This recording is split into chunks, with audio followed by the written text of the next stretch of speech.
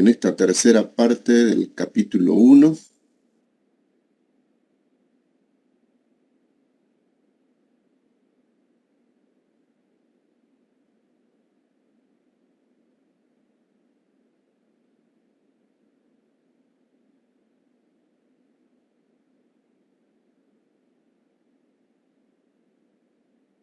Bien, el punto en esta tercera parte era la metodología del conocimiento político, es lo que vamos a continuar revisando hoy. Y haciendo una pequeña retrospectiva respecto de la clase anterior, recuerden ustedes que habíamos considerado una tríada indisoluble entre el sujeto, el método y el objeto. Entonces, ese procedimiento que se sigue para la obtención de un fin propuesto, es decir, para mejor conocimiento del objeto de estudio de manera general en toda la ciencia y obviamente de manera particular en lo que es ciencia política, es esencial, porque ese método que se utilice va a poner orden en el objeto para poderlo hacer más comprensible, para poderlo hacer más inteligible, para poder conocer mejor el objeto de estudio. Entonces, habíamos comentado de que el estudio del método, que es parte de la filosofía general, ¿no? Tiene su disciplina específica, que es la metodología, ¿no? Y esa metodología es un campo de la lógica. Hicimos la diferenciación entre método científico y método filosófico. Luego hablamos de la relación entre el método y el objeto. Al ser una realidad diversa, ese es el hecho primario, es el hecho primigenio que nosotros tenemos al frente. Hay un acto de conocer. Entonces están los objetos a conocer y esos objetos desde el punto de vista filosófico se denominan las ontologías regionales de acuerdo a cada realidad. Y obviamente en función de ese objeto hay un objetivo de conocer mejor ese objeto de estudio.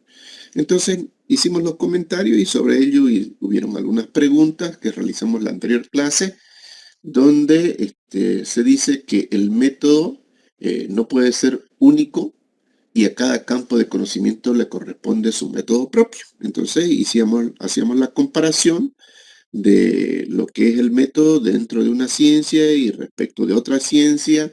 Y lo que sí convenimos es de que hay un acuerdo en cuanto a las herramientas, ¿no? A los instrumentos que se utilizan dentro del método. El método es único, pero las técnicas ya son, se pueden compartir, ¿no es cierto? Hasta ahí llegamos entonces en nuestros comentarios en la clase anterior. Entonces, ahora vamos a ver de que evidentemente hay problemas de la relación entre el método y objeto que se utiliza en una ciencia y la unidad y la pluralidad de los métodos existentes en toda la ciencia y también en las ciencias particulares, porque en una ciencia específica no es que solamente se disponga de un solo método. Entonces hay diferentes métodos también con sus sustentaciones de tipo filosófica, cada una, y muy bien sustentada. Entonces aquí ya se trata de que el sujeto cognoscente, el investigador, decida sobre la adopción de un método.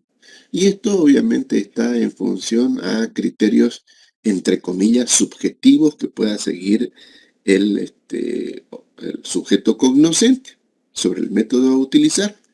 Y recuerden, esto lo habíamos comentado también de manera muy específica en el caso de la economía, donde en la economía tenemos diferentes métodos para poder ver la realidad económica.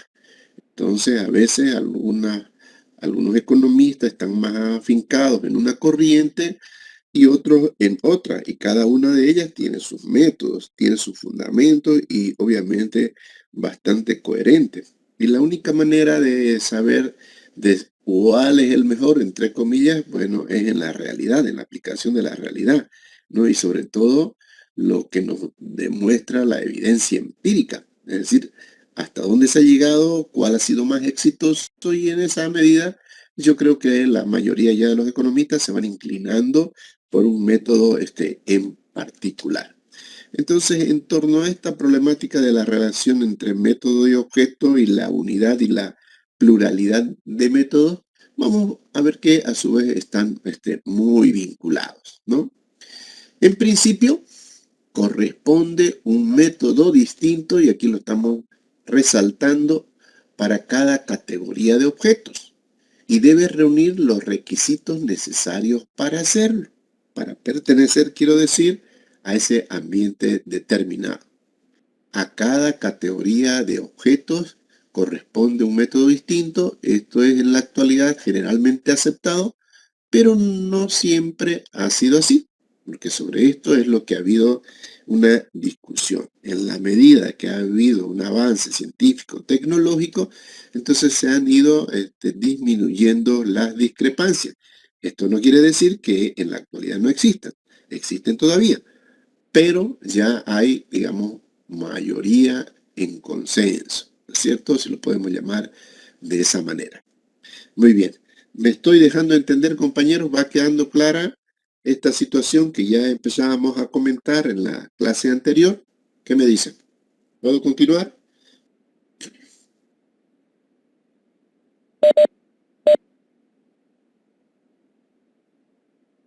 Bien. Entonces, bajo esta perspectiva, vamos a ver que la determinación del objeto por el método en su reflexión es importante. Entonces, por eso es que se dice de que hay procedimientos adecuados para estudiar los fenómenos químicos que no lo son para estudiar los fenómenos históricos, obviamente. Y esto está en relación de lo que habíamos comentado en el ejemplo en la anterior clase. Entonces, en esa medida, vamos a ver de que sin ideas, obviamente, bien racionadas, las investigaciones no podrían siquiera haberse iniciado, porque no hubiera habido nada que verificar. Entonces, primero siempre está la idea de investigación, primero está el conocimiento del objeto que se va a investigar, primero está el conocimiento mejor del objeto que se va a investigar para poder seguir avanzando en su conocimiento, vale la redundancia. Entonces, lo que se trata siempre es conocer cada vez mejor al objeto de estudio, y siempre se van descubriendo nuevas cosas, se van estableciendo nuevas regularidades, se van realizando hallazgos. Así funciona la investigación. Entonces, de esa manera vamos avanzando dentro de la ciencia. Entonces, vamos a ver de que el método científico es inseparable de la experiencia, y esta no existe sin los hechos, evidentemente, pero no lo es menos que para empezar a considerar los hechos que se requiere ante todo determinarlo. Es decir, ¿qué hechos vamos a estudiar? ¿A qué hechos nos vamos a referir? ¿A qué objeto de la realidad nos vamos a referir? ¿Cuál es el hallazgo a posteriori que yo puedo realizar en base a un hecho determinado? Entonces, eso es lo que nos va a permitir en la postre establecer regularidades en el comportamiento de ese objeto de estudio. Y obviamente eso está con la evidencia empírica, está con el dato, con lo que nosotros podemos observar en la realidad. En principio, es el método. Esto no significa, por supuesto, que el método sea creador del objeto, sino que su primera función consiste en delimitar a este último. La delimitación para saber a qué campo, a qué ámbito pertenece el objeto, es necesaria siempre precisarla, ¿no? De esa manera es que las diferentes ciencias han ido determinando las competencias que tienen sobre diversos objetos. Y esto es parte del proceso de desarrollo. Volvemos a recalcar, aquí el método no es el creador del objeto, pero en principio siempre está el método para conocer el objeto, porque si no tengo un método no puedo conocer bien el objeto. Lo estaría haciendo muy de manera empírica, a través de los sentidos. ¿Está bien? ¿Van quedando claras estas reflexiones que nos hace el autor? ¿Sí? Si que tienen algún comentario, por favor, me interrumpen nomás para que podamos ampliar, para que podamos charlar sobre esta síntesis esquemática que les estoy haciendo a través de estas diapositivas.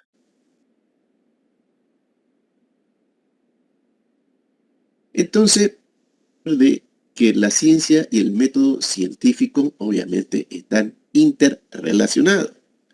Entonces, la ciencia ha establecido su momento de aparición, la ciencia ha establecido su carácter y por lo tanto eso ha determinado la existencia de un método científico. Entonces, la ciencia, en el sentido de un conocimiento efectivo y a la vez riguroso de la naturaleza, tiene su origen juntamente con el método que le es propio.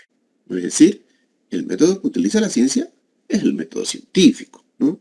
Y esto se dio a comienzos ya de la Edad Moderna. Por ejemplo, en el caso de nuestra ciencia económica, sabemos que ya ese carácter científico data desde ese tiempo, de la Edad Moderna, al comienzo de la Edad Moderna. Entonces ya, si bien existen diferentes criterios acerca del momento en que ya se habló del método científico en la ciencia económica, estamos hablando a partir del siglo XVII más o menos, ¿no es cierto? Entonces, donde ya se empezaron a, digamos, a pronunciar los científicos con un sustento filosófico, epistemológico y con un método para el tratamiento de los objetos en la economía. De manera similar, ha surgido en la ciencia política, aunque nosotros sabemos, ¿no?, de estos antecedentes que ya estuvimos comentando en las sesiones anteriores, que esto pues de la ciencia política data de por más de 20 siglos, ¿no es cierto? O sea, tienen un amplio bagaje en cuanto al tratamiento de la ciencia política, prácticamente, entre comillas, como una ciencia, ¿no? O sea, tiene más bagaje, digamos, histórico por respecto a la misma economía. Entonces, la ciencia deriva del latín scire, es decir, saber. Ante los griegos, estamos hablando de los filósofos griegos, Sócrates, Platón, Aristóteles, ¿no?, distinguieron entre el saber con certeza, a lo que se le denominó epísteme, y la mera opinión, doxa. Entonces, obviamente, todos se inclinaban con saber, con certeza, acerca de los objetos de estudio. Entonces, fíjense, estamos hablando de más de 20 siglos, ¿no es cierto? Y no solamente se basaban en la percepción, en lo que los sentidos le dictaban acerca de la realidad, sino el conocimiento que tenían ya con mucha certeza acerca de las regularidades que ocurrían con esos objetos de estudio. En este caso, acerca de la ciencia, porque el tratamiento siempre era el Estado, el poder, el engrandecimiento, la conquista, ¿no es cierto? Esos eran los, digamos, paradigmas vigentes dentro de las sociedades de esa época, las sociedades griegas, ¿no?, de esa época.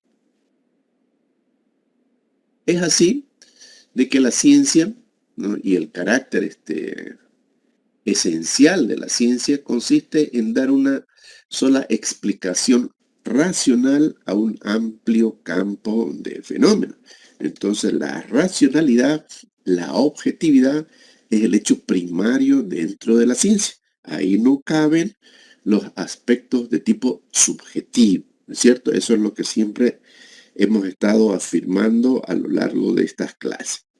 Entonces, como estamos estudiando nosotros conocimiento científico, obviamente lo estamos haciendo de manera objetiva, lo estamos tratando de manera objetiva, estamos con la razón, ¿no es cierto? Y no con la mera opinión acerca de las cosas. Entonces, en ese sentido, vamos a ver de qué consiste, la ciencia consiste en construir un conjunto de conceptos simples que den razón a una totalidad de fenómenos, que den la explicación a una totalidad de fenómenos de manera coherente, ¿no? De manera objetiva, de tal manera que podamos describir con meridiana precisión cada uno de los objetos y podamos conocer cada vez mejor esos objetos de estudio dentro de cada ciencia. Entonces, en esta revisión tenemos obviamente un objetivo, ¿no? Desde el punto de vista de la ciencia estamos hablando de un objetivo que es diferente a lo que hemos comentado acerca del objeto, y es de simplificar la realidad para hacerla inteligible, es decir, para hacerla comprensible. Porque el científico, obviamente con todo ese fundamento filosófico, con todo ese descubrimiento que está haciendo a partir de los hallazgos, luego tiene que difundir ese conocimiento. Entonces hay todo un proceso, como lo mencionábamos en la clase anterior, ¿no? De producción, de valoración y luego de difusión al final, ¿no es cierto? Pero cuando se trata de la difusión, puede tener dos medidas. Una difusión de tipo científico, con un lenguaje más exquisito y propio de la ciencia, y luego un lenguaje para que todo el mundo lo pueda conocer. El ciudadano común puede entender de qué se está hablando cuando se hace un descubrimiento y cómo puede servir a la humanidad. Entonces hay un tratamiento de tipo científico en su difusión y hay un tratamiento de tipo más humanista, más generalizado, ¿no? Para la explicación. Eso siempre ha sido así y lo sigue siendo ahora, ¿no? Entonces, la ciencia, y sin ello no hay un método científico, obra mediante conceptos que se han llamado sintéticos, es decir, construcciones. Entonces, cada vez que nosotros nos refinamos a un objeto de estudio, a una palabra clave, hablamos de constructo, ¿no es cierto? Un constructo teórico, un concepto teórico. Es una construcción teórica que nos explica un determinado fenómeno o hecho de la realidad. Entonces ahí nosotros tenemos obviamente muchas construcciones que ya de por sí solo su nombre trae consigo una serie de características, una serie de aspectos que explican algo. Por ejemplo, en economía decir inflación, o decir déficit, o decir superávit, ¿no? O decir inversión. Ya sabemos de qué se trata, son construcciones teóricas, son conceptos teóricos que ya significan algo, ¿no es cierto? Entonces, esos conceptos sintéticos, esas construcciones que se hacen, van explicando los fenómenos que se dan en una determinada realidad, como en el caso de los ejemplos que les estaba mencionando, es dentro de la realidad económica.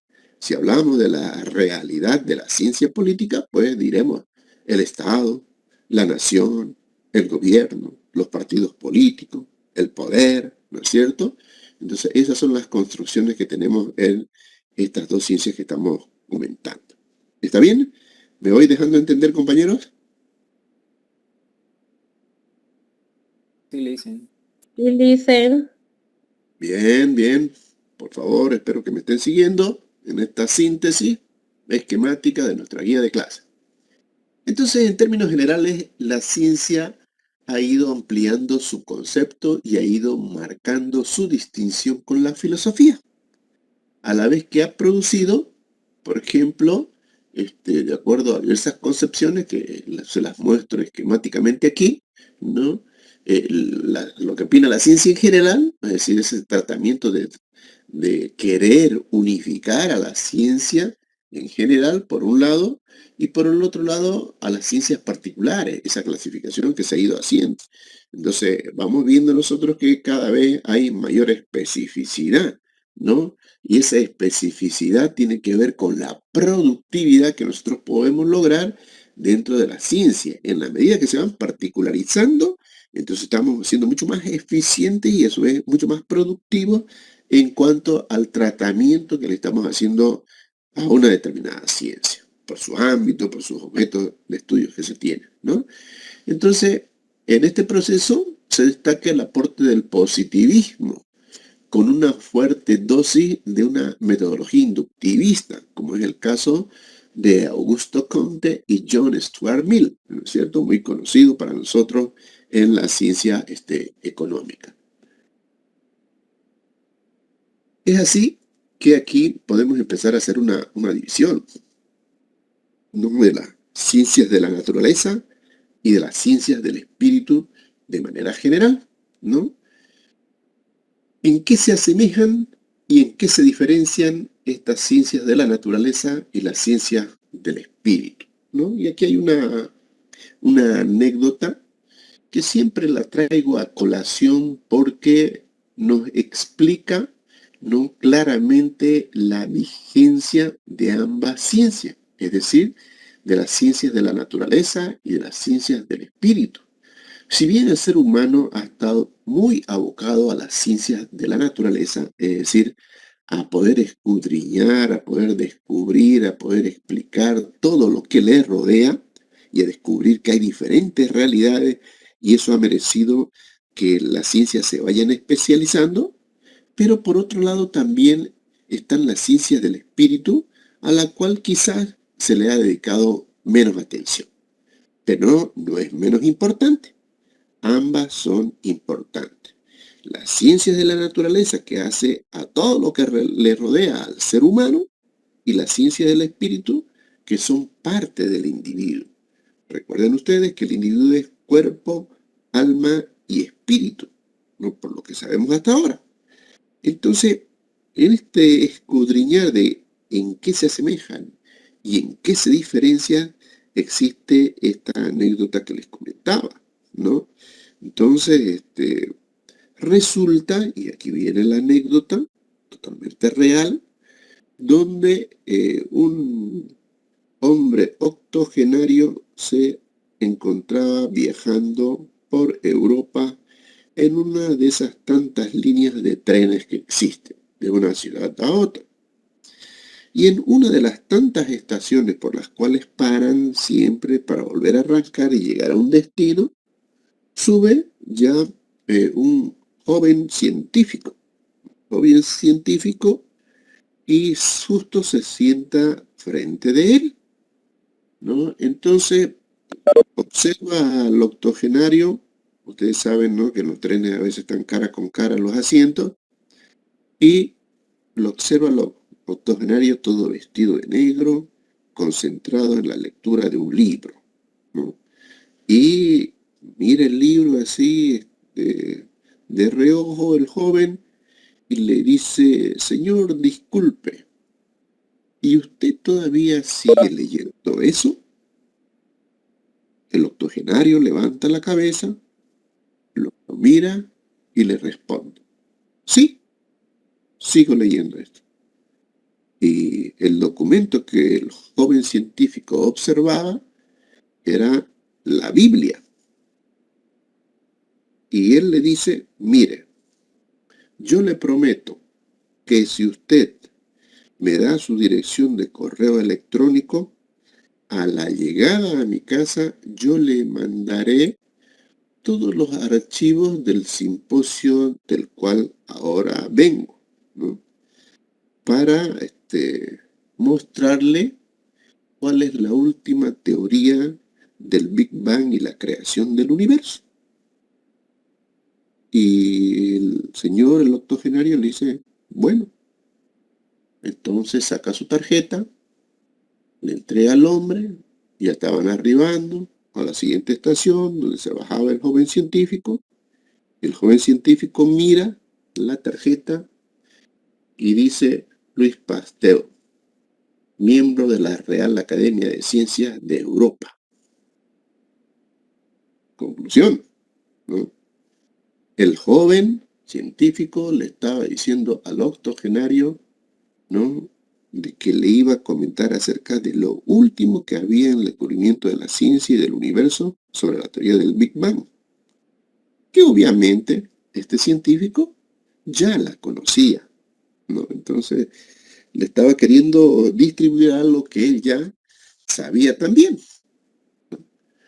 Entonces, acerca de ese proceso de difusión que le acababan de hacer a él. Moraleja. Esta anécdota tiene su moraleja. un poco de ciencia te aleja de Dios.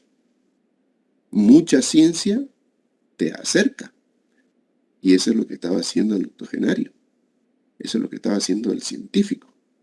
Entonces esto habla de las ciencias del espíritu, ¿no? A diferencia de las ciencias de la naturaleza. Entonces el hombre siempre se ocupa y se preocupa por conocer más las ciencias de la naturaleza y no las ciencias del espíritu. No se preocupa por conocerse a sí mismo. Recuerden ustedes las frases del filósofo griego, ¿no? Conócete a ti mismo y conocerás el universo. Parecería que nosotros tenemos que comenzar primero por la ciencia del espíritu y luego por la ciencia de la naturaleza. O por lo menos, como hacemos todas las cosas en economía, estudiarlas de manera paralela, ¿cierto? Entonces, no sé si me dejo entender, compañero. ¿Quedó claro eso?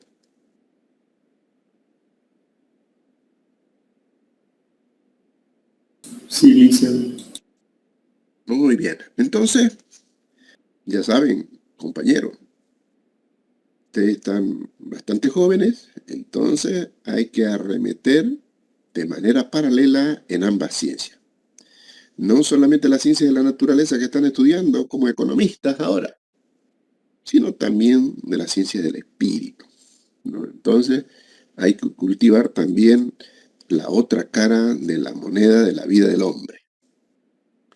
Bien, con esa anécdota, ¿no? Con esa moraleja, que por hecho fue cierta, vamos a continuar ya a partir del planteamiento de esta pregunta.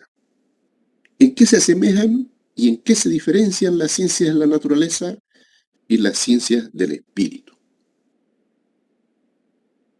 Entonces, aquí podemos evidentemente hacer una serie de preguntas. ¿Existe un método científico único y aplicable a unas ciencias y a otras? Ya hemos ido dando respuesta a estas preguntas en base a lo que hemos estado comentando en la diapositiva precedente, ¿cierto? Dice esta famosa frase de Guillermo Dilthey. Permítanme un momentito, por favor.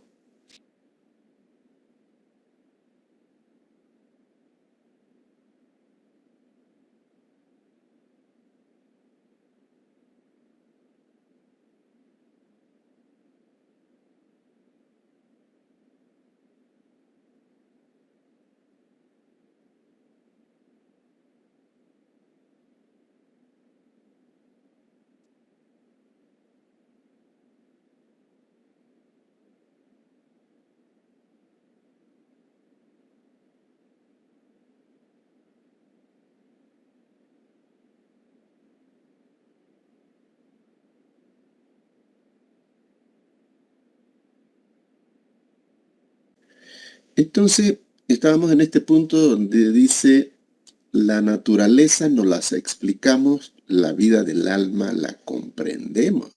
Fíjense la magnitud de esta afirmación, ¿no? Dicha en un libro de Guillermo Dilthey sobre introducción a las ciencias del espíritu, ¿no? De esta manera describe, ¿no?, claramente el carácter que tiene cada una de las ciencias, ¿cierto? Entonces, célebre frase para lo que acabamos de comentar acerca de las ciencias de la naturaleza versus las ciencias del espíritu.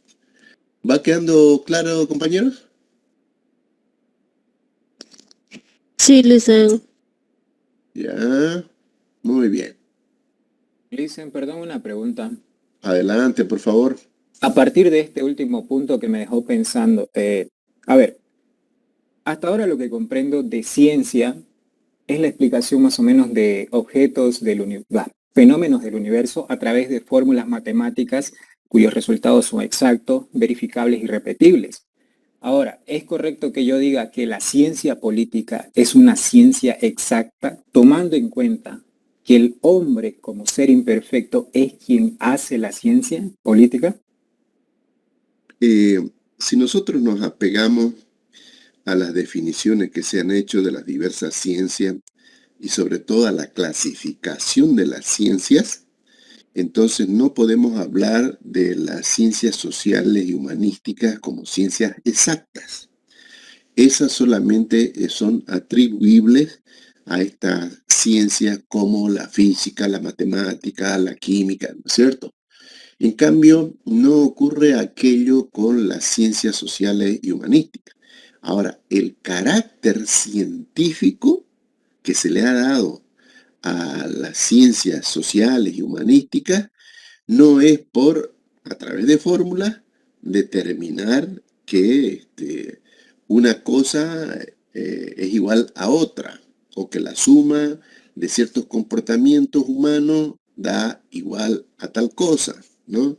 Entonces, ¿cuál es la diferencia, digamos, entre la personalidad y el carácter? Personalidad más carácter te va a dar X cosa, ¿no?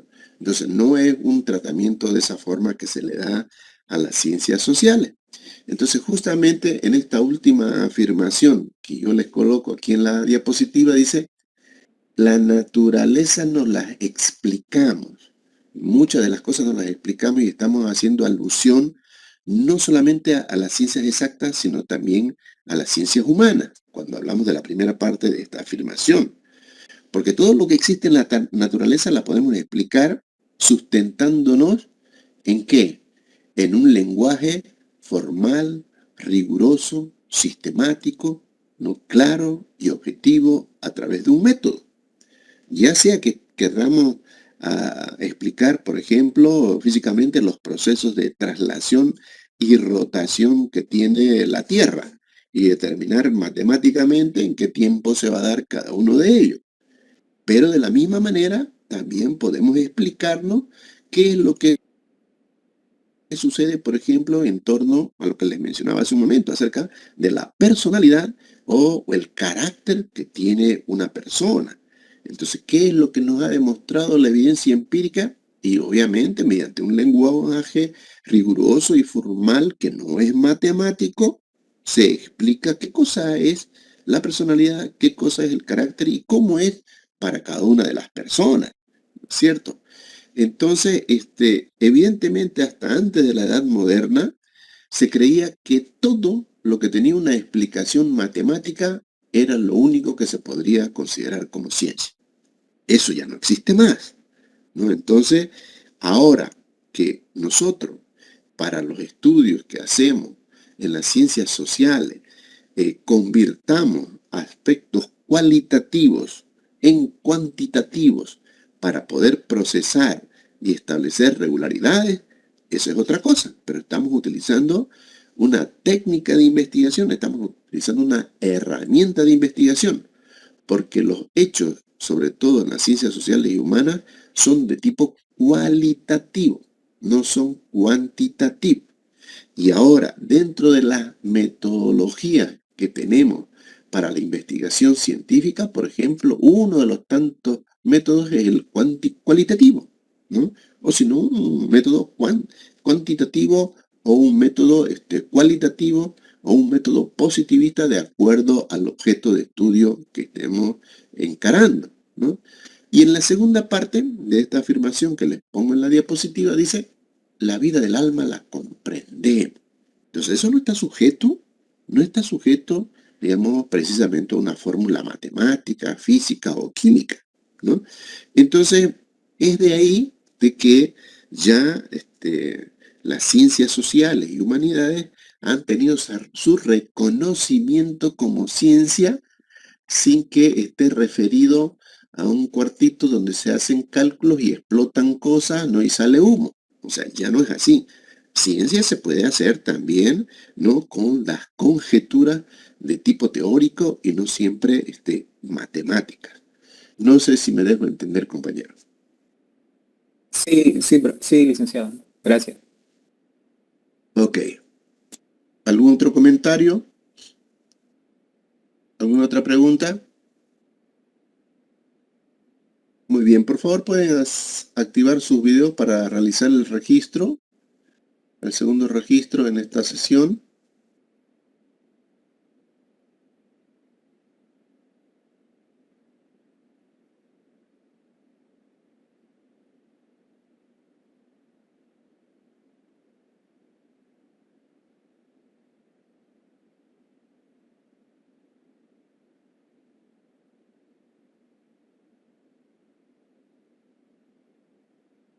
Bien, están faltando 2 compañeros. 1.